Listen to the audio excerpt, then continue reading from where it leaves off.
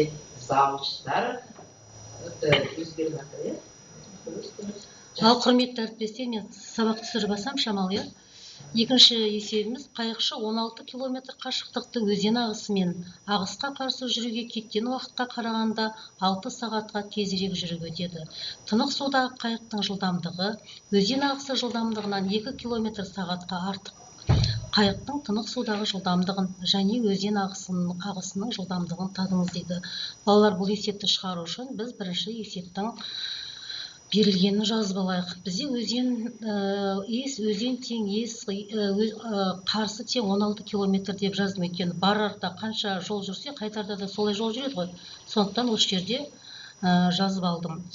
Есептің шартында былай деп тұр: ағысқа қарсы жүруге кеткен уақытқа қарағанда 6 сағатқа тезірек жүріп өтеді дейді. Олай болса, біз ағыстың жылдамдығы кем қарсы деген мына жердегі теңсіздік түрінде жазып қойдым, өйткені кем деп тұр ғой, 6 сағатқа. Негізгі теңдеуіміз осы жанында жазылып тұр. Енді біз тынық судағы жылдамдығы ағыстың жылдамдығынан 2 сағатқа артық дейді. Мына жерде тынық судағы жылдамдық артық өзен ағысынан деп жазып қойдым. Жанында 2 километр сағат.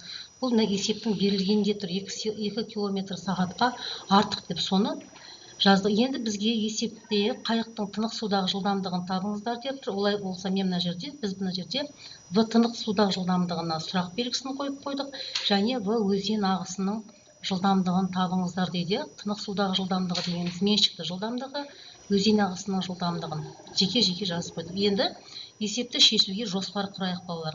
Өзен ағысының жылдамдығын X километр сағат, өйткені бізге өзен ағысының жылдамдығын табыңдар деп тұр.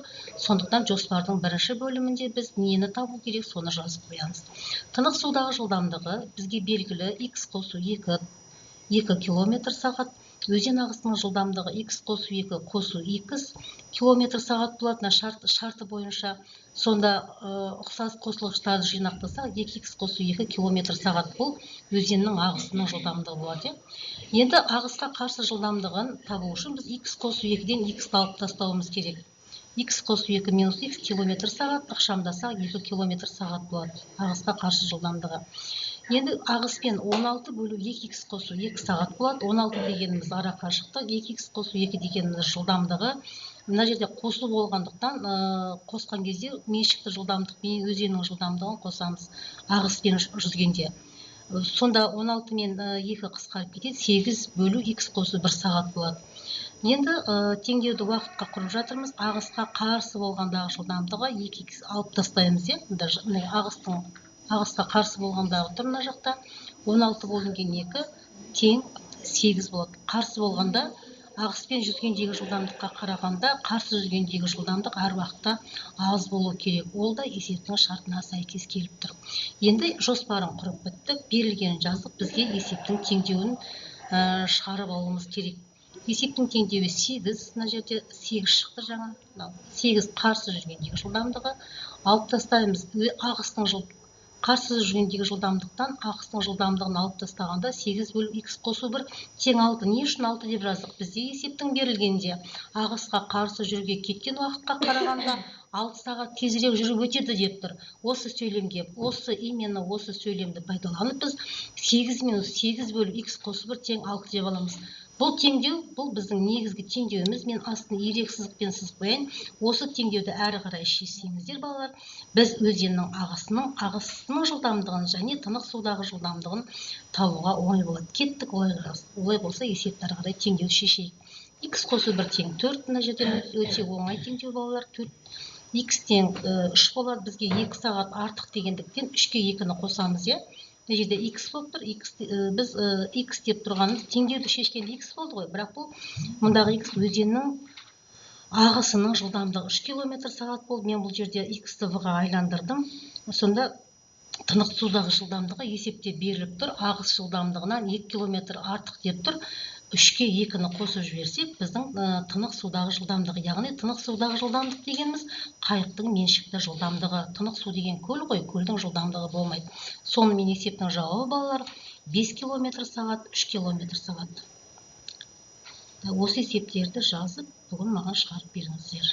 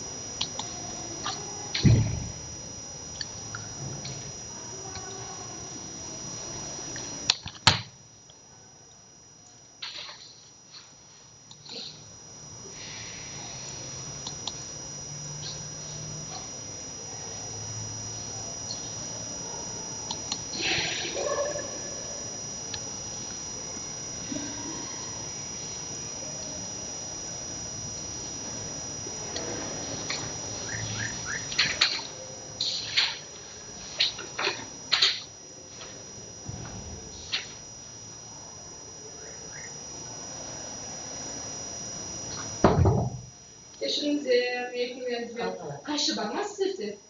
Çok uzun gereği de. Kaşılık var. Var. Ne iş koygan edi.